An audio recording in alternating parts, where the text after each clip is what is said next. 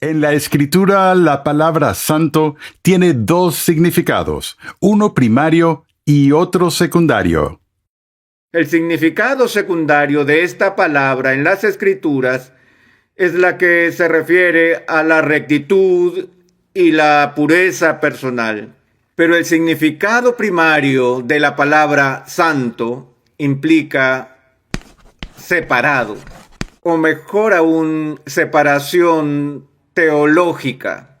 Lo que es santo es aquello que es otro, O-T-R-O, aquello que es diferente de algo más.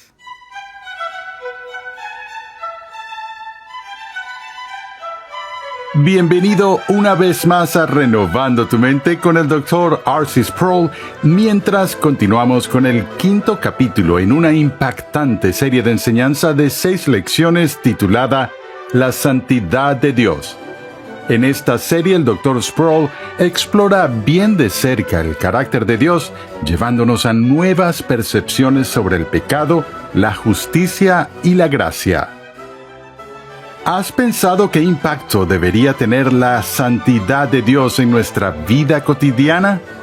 ¿Cómo puede una mayor comprensión de la santidad infinita de Dios crear en nuestros corazones una reverencia más profunda hacia Dios? Acompáñame una vez más al salón de clases a escuchar al Dr. R.C. Sproul mientras responde estas preguntas en un mensaje titulado El significado de la santidad. Vamos a dar inicio a la quinta sesión de nuestro estudio sobre la santidad de Dios, y lo que es irónico en esto y quizás un tanto exasperante para ustedes es que hasta este punto de nuestro estudio aún no he empezado a definir el significado de la palabra santo. La he mencionado, he tratado de resaltar la importancia de la misma, hemos visto la influencia traumática que conlleva, hemos visto cómo se relaciona con la justicia y también con la locura potencial de un hombre como Martín Lutero. Pero exactamente, ¿qué quiere decir la Biblia con la palabra santo? He notado que en nuestro idioma y en nuestro propio vocabulario, el término santo parece ser utilizado entre nosotros, sobre todo entre los cristianos, como sinónimo de pureza moral o de rectitud.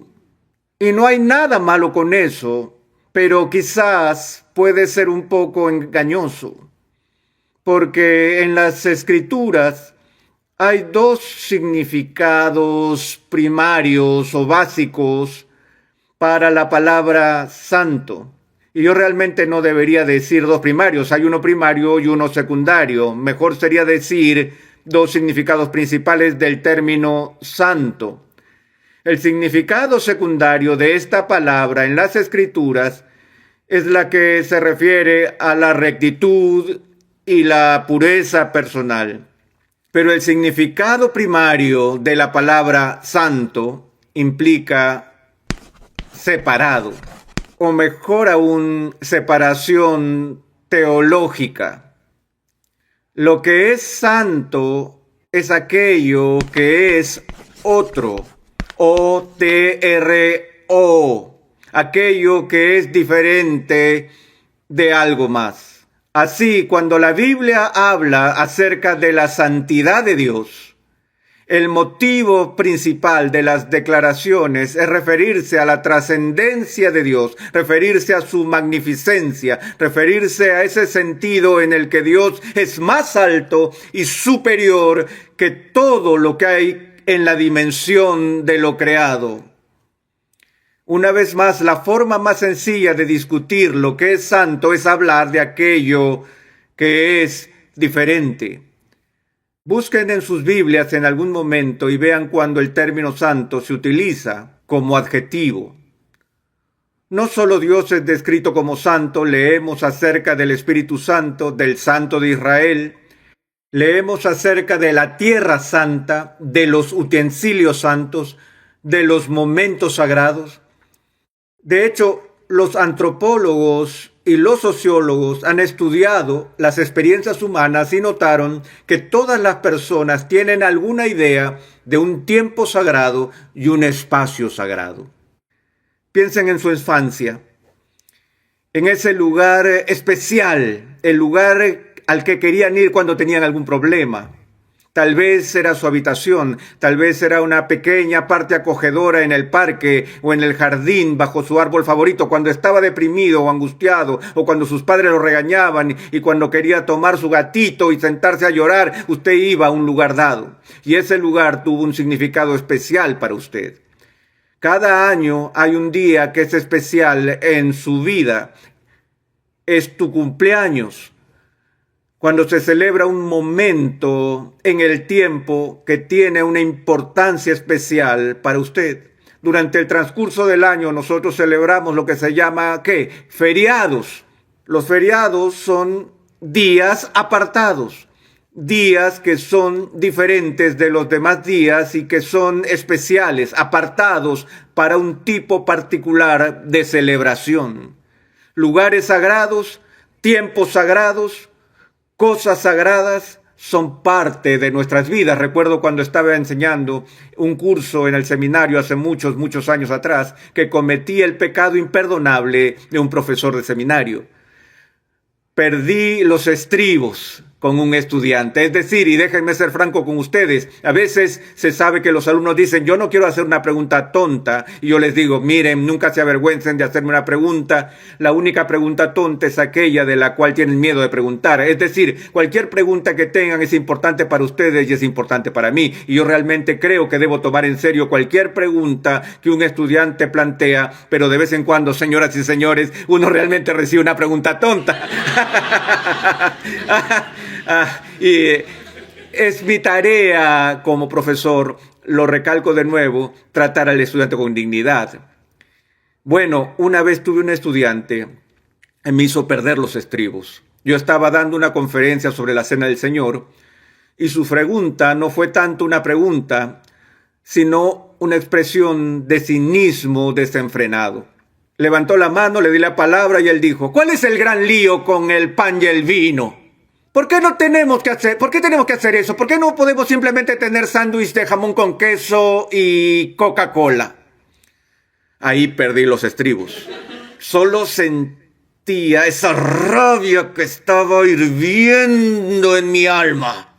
Él irritó mi sensibilidad cuando dijo eso y en lugar de dar una respuesta agradable, gentil de un profesor hacia él, le dije, ¿quieres saber por qué no tenemos sándwich de jamón con queso y Coca-Cola en la Santa Cena? Porque Jesús nunca consagró el sándwich de jamón con queso o Coca-Cola. Yo solo quería matarlo. ¿Por qué? Porque él acababa de profanar con su pregunta algo que era precioso y santo en mi experiencia.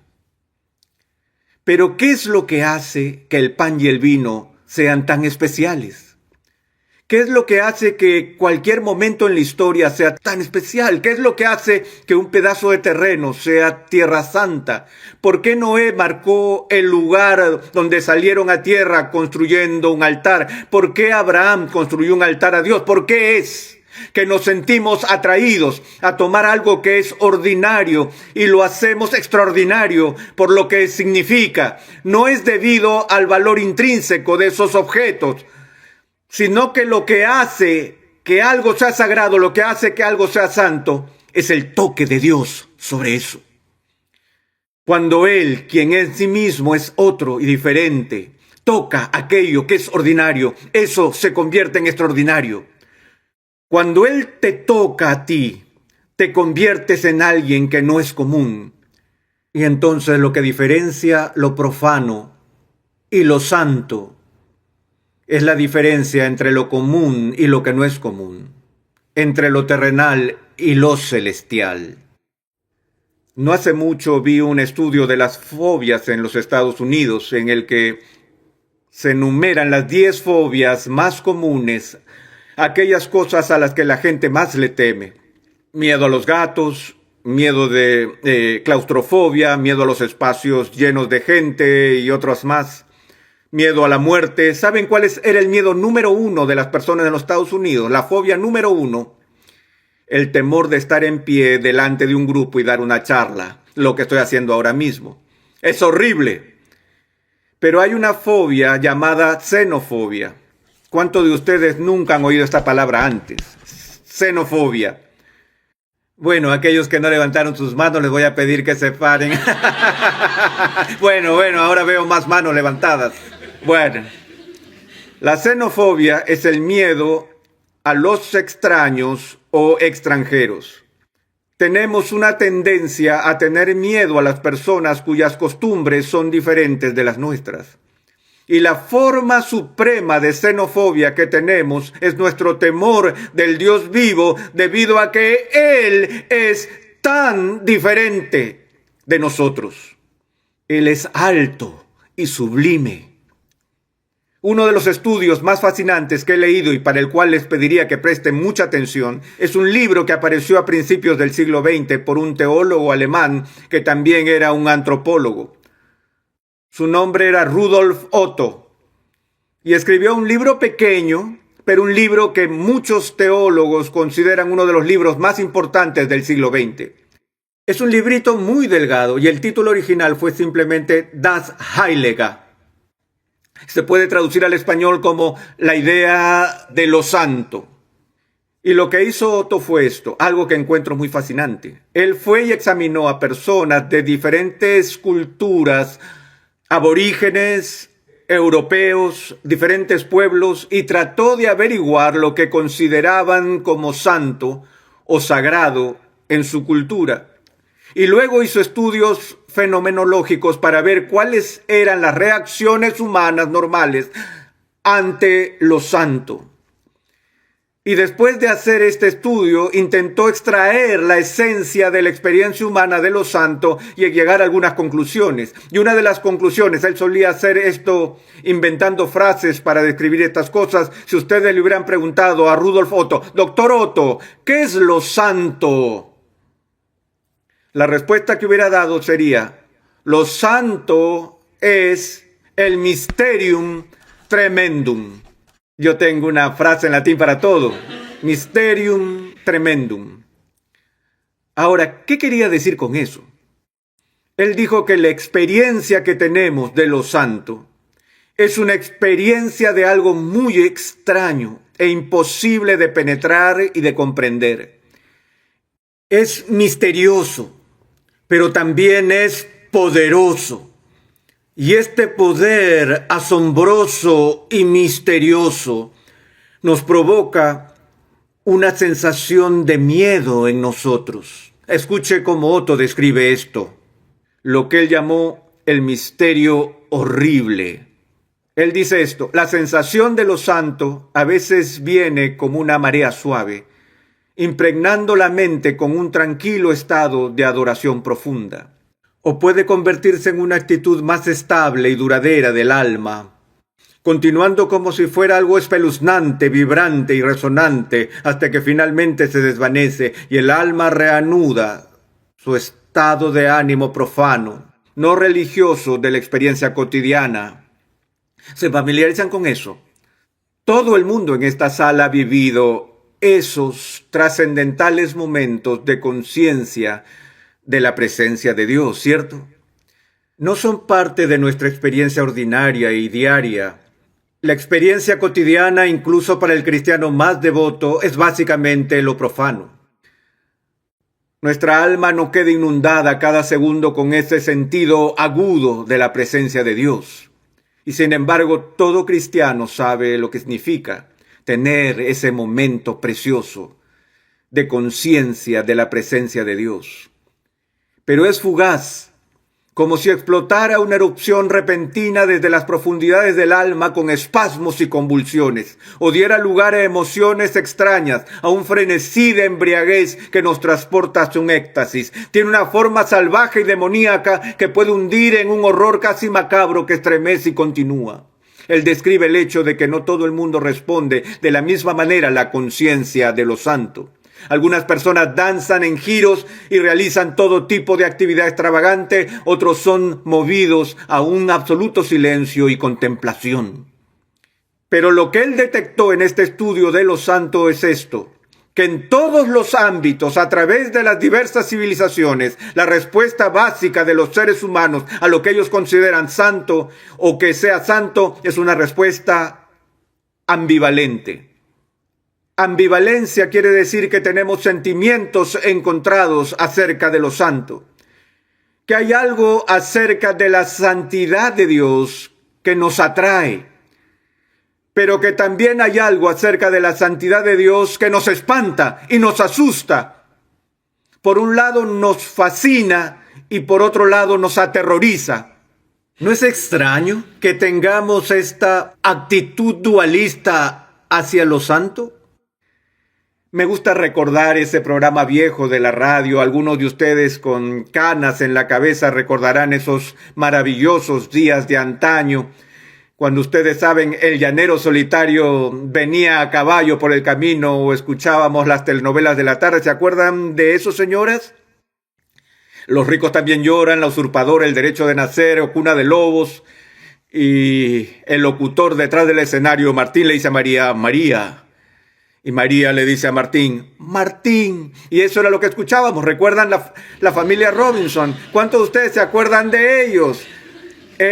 Eran fantásticos. Por las noches escuchábamos historias de aventura, como Superman y otras. Durante la semana oíamos aventuras de policías y ladrones, detectives, cazadores de personas perdidas. Y había un programa que era particularmente muy terrorífico. Ese programa se llamaba Suspenso. Pero el programa más espantoso de todos los programas de terror en la radio en los años 40, señoras y señores, eran los domingos en la noche. En la introducción a este programa se escuchaba el rechinar de una puerta de bóveda que se abría en medio de un eco. Se va abriendo a la puerta y a uno se le ponen los pelos de punta hasta que empieza la historia y suena la voz de un locutor barítono diciendo Inere Santum. ¿Quién ha pasado por eso? Bien. Es decir, ni siquiera tenía que empezar la historia y ya todo el mundo estaba asustado. ¿Qué significa Iner Sanctum? Iner Sanctum significa literalmente dentro de lo santo. Los genios del mercadeo, del mundo del entretenimiento, descubrieron de alguna manera que la cosa más aterradora que podían hacer para asustar a la gente sería exponerlos a un programa sobre lo santo. Es por eso que tenemos una tendencia a mantener nuestra distancia, una distancia prudente del carácter de Dios. Porque a pesar de que por un lado nos sentimos atraídos a ello, por otro lado estamos repelidos por ello. Y voy a hablar en nuestra próxima sesión sobre cómo esto se manifestó de manera concreta y específica en la obra de Jesús, donde la gente era tanto atraída hacia él como aterrorizada por él. Y sin embargo es este elemento que nos atemoriza, el que está en la esencia misma del carácter de Dios. Y para que lo entendamos, amados, está establecido en el Nuevo Testamento como la prioridad del aprendizaje. Les hice a mis estudiantes en el seminario una pregunta simple de la Biblia. Les dije, todo el mundo conoce el Padre Nuestro, y el Padre Nuestro se puede dividir según las categorías literarias desde el saludo formal, pasando por las peticiones hasta el cierre. Y pregunté a mis estudiantes, ¿cuál es la primera petición en el Padre Nuestro? ¿Lo conoce? No lo diga en voz alta, solo en su mente. ¿Sabe cuál es la primera petición del Padre Nuestro? Recuerden en la escena, los discípulos han visto el poder asombroso de Jesús y vienen a él y se dan cuenta de este vínculo entre su poder y su devoción a la oración. Así que vienen a él y dicen, Jesús, enséñanos a cómo orar. Él dice, está bien, les voy a enseñar cómo orar. Cuando oren, quiero que oren así. Padre nuestro que estás en el cielo. Luego, ¿qué? Santificado sea tu nombre. Ahora, aquí está la pregunta. ¿Santificado sea tu nombre es parte del saludo formal? ¿O santificado sea tu nombre es la primera petición? Si fuera parte del saludo formal, Jesús habría dicho esto. Cuando oren, digan esto: Padre nuestro que estás en los cielos, santificado es tu nombre. Pero eso no fue lo que dijo. Él dijo, cuando oren, yo quiero que oren así. La primera cosa que quiero que oren cuando ustedes estén de rodillas es que el nombre de Dios sea tratado como sagrado, como santo. Repetidamente la Biblia dice de Dios, santo es su nombre. Jesús dijo, ¿saben por lo que quiero que oren? Quiero que oren que el nombre de mi Padre sea considerado santo. Y luego yo quiero que digan, venga tu reino, hágase tu voluntad en la tierra, así como se hace en el cielo. Así que lo que quiero que mi pueblo pida es que mi reino, mi soberanía, mi autoridad como rey sean honrados y reconocidos en este mundo. Y que la gente haga mi voluntad en este planeta, así como los ángeles en el cielo ahora mismo obedecen mi voluntad. Saben que Jesús no le dice de esta manera, pero estoy convencido de que hay una progresión lógica aquí. No creo que el reino de Dios vendrá jamás a esta tierra, o que la voluntad de Dios nunca será acatada en esta tierra hasta que, o a menos que el nombre de Dios sea venerado por su pueblo. ¿Cómo es posible para las personas honrar a un rey y al mismo tiempo profanar su nombre? No es que el pueblo judío tuviera algún fetiche con el nombre o que creyera que hubiera algún tipo de magia asociada a la emisión de esa palabra, sino que entendían esto como Dios lo entendió, que si tenemos una actitud arrogante, casual, hacia el nombre de Dios, eso revela más profundamente que cualquier otra cosa que digamos acerca de nuestra actitud más profunda hacia el Dios del nombre. Déjeme decirle las cosas como son. Si usan el nombre de Dios como una mala palabra, significa que son de raíz personas profanas. No tienen respeto por la santidad de Dios. Y les insto a pensar antes de que deje que esa palabra salga de sus labios otra vez de una manera frívola. Porque Dios no tolerará la profanación de su nombre. Lo incluyó en sus primeras 10 leyes. Y Jesús dice que tienes que orar para que el nombre de Dios sea santificado, que sea tratado como diferente, como especial, como extraordinario, como exaltado, porque Él es diferente y especial y exaltado. Cuando somos llamados a ser santos, somos llamados a ser diferentes. Estamos llamados a dar testimonio con el estilo del que encuentra en Dios, un estilo que es conducido por el segundo significado de la santidad, es decir, rectitud. Cuando Dios dice, sed santos porque yo soy santo, Él está diciendo, sé diferente a los estándares normales de este mundo. Quiero que expreses y muestres lo que es rectitud en esta tierra. Esa es la tarea del cristiano, reflejar y mostrar el carácter de Dios a un mundo moribundo.